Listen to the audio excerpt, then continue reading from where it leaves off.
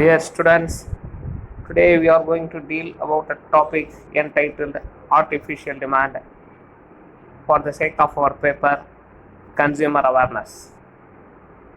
Artificial demand in simple terms constitutes demand for something that would not exist.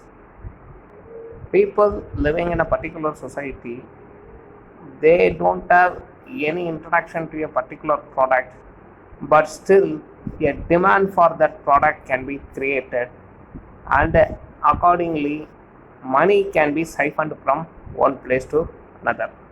So this is a simple kind of definition for artificial demand. We have historical roots for this kind of artificial demand as far as Indian history is concerned. Artificial demand, in my observation, has close link with market economy. So market economy was formed by our British colonizers. Prior to their arrival, there were simple markets, as we read in the Sultanate period or the Mughal period, wherein the urban population, they go and purchase basic utility products as well as luxury goods, and therefore artisans, they made good money out of these luxury products, and those who could not directly involve in agriculture, they get agrarian products from the market for their daily consumption. But largely rural areas, they did not have anything to do with such markets. So what actually happened in the rural area is something called the self-sufficiency. This is in another terms called the Jajmani system. Under this system, every person is directly or indirectly involved in food production. So the farmer or a community of farmers, they largely involved in agricultural practices, and they produce food for the entire village. And other people such as carpenters, they make plow or involved in repairing of this plow whenever there is some breakage or some other problem in the plow. And this barbers, tailors and others, they received part of the produce for the services they performed. Not only them, the washerman and other service personnel who are in a very few number, they received their share as direct produce of the farmland. Nobody is starving and nobody is very rich under this kind of a self-sufficient economy. So they worked for their need and they consumed everything they produced, and herein there is no need for a market. But when the colonizers, they entered, they wanted raw material to be delivered to their native places, that is chiefly England or Europe. So in such a context, they started purchasing food products from the villages. So not only that, they developed systematic markets to sell this product. So what happened is, large number of middlemen were employed, and they were asked to purchase products from the village. And this middleman, he forces these agricultural producers to sell their products for a particular price, and he takes that particular product into the market and he sells that. So in such a way, what happens is, from the village, what is needed for them goes out of the village and is placed in a common place called market. So these service personnel such as the carpenter, the barber or the washerman, they have to now go to the market and buy that for money. So money is being introduced into the economy. So sales tax can also be introduced now, and not directly participating in the uh, production process, the government also takes some money. As far as colonial governments are concerned, they are doing such a profit for their governance. Previously, uh, the native rulers, they provided all kinds of support for conducting agriculture, and they took a share from the people. But now what happens is, uh, the taking of tax in kind has been replaced by money. So people, even if they give that in a kind, it is converted into cash and it is taken to the government treasury in such a form. Initially, the farmers, when they sold this produce for money, they are satisfied that they are able to see something that is corresponding to their labor, and they are able to calculate in money terms of what they have worked so far. So they wanted to develop this system initially, but sooner the corruptions of this system emerged. So what happened is, these middlemen who take this, they sell it for higher price and make lot of profit, or they hide the entire products that they purchased from the village and awaited for an opportunity to sell them for higher price. So in such a way, they were creating an artificial demand for the products that are at their hand. So what happens here is, uh, people now who purchased that and sold for uh, a particular money are not able to buy the product again. So when the demand is intensified, the prices they rise, and many people could not buy that. And what happens as a result is, large number of peoples, particularly uh, small peasants and artisans in the village, they were not able to buy that, and therefore huge number of people, they die out of hunger. So in such a way, artificial demand is made, and the economy is put to the severe trouble. And the government, which want only to see a very proper or a very favorable treasury, is not interested in the welfare of the people. So man-made famines are found, and people in large numbers, they died, and gradually the government realized the uh, actual situation, and they tried to come in terms with the reality, and they wanted to check this kind of artificial demand being generated in the economy.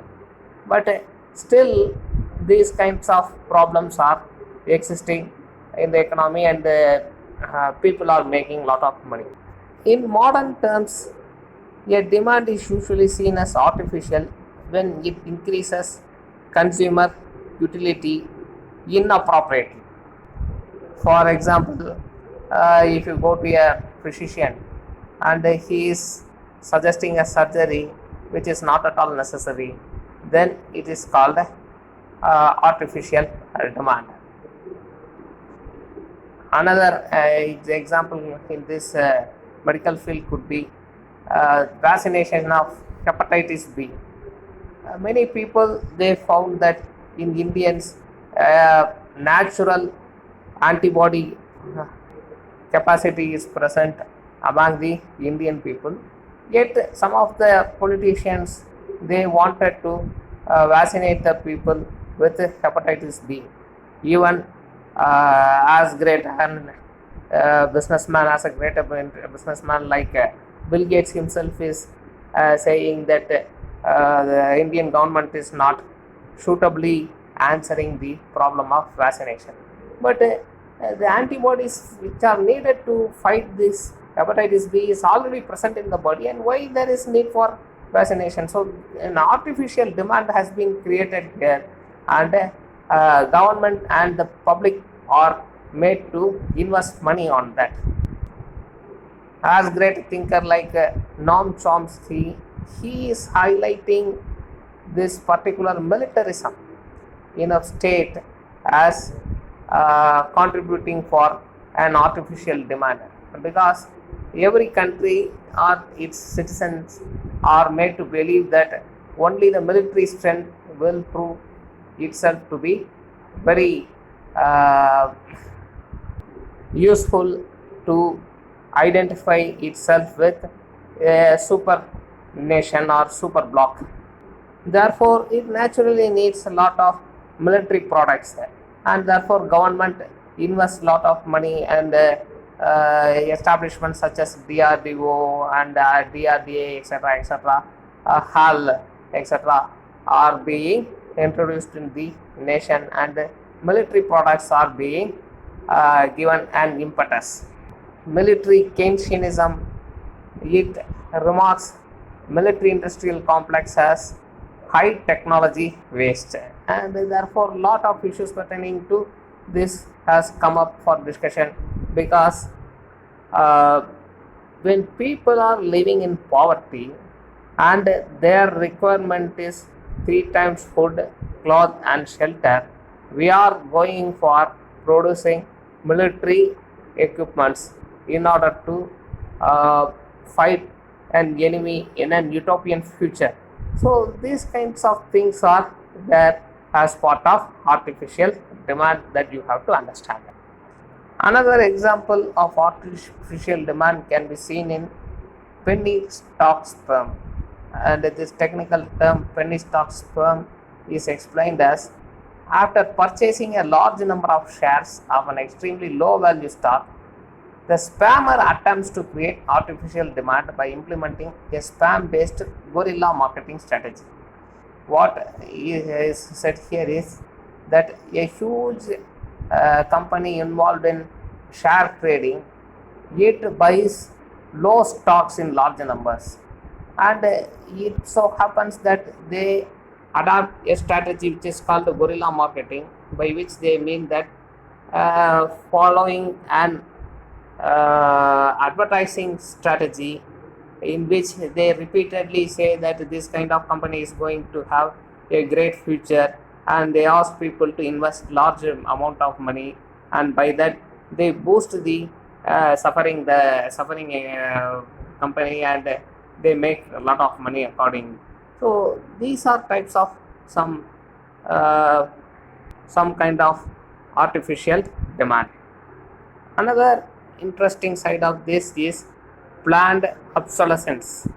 Accordingly, what happened is, see for instance, if laptops are designed, part of that is the CD writer. They say that the CD writer will write some 5000 CDs. So they program it in such a way that after 5000 writing 5000 CDs, it becomes unfunctional, and therefore you have to buy another product. But by designing itself, they can make that it is suitable for writing innumerable CDs. But the market for CD drives will die out if they design in such a way, and therefore they follow or adopt this kind of a strategy. So artificial scarcity is another important part of artificial demand, wherein you have technology for production and also sharing capacity. But despite that, an artificial scarcity is being floated in the society, and products are being brought to market for sales. Pump and dump is another important part of artificial demand. Herein, for instance, you take this particular situation of Corona 2019. What happens is, firstly they said that sanitizers are very useful to fight this coronavirus, but sanitizers were not available, and therefore a need for sanitizers was generated and it was dumped in large numbers.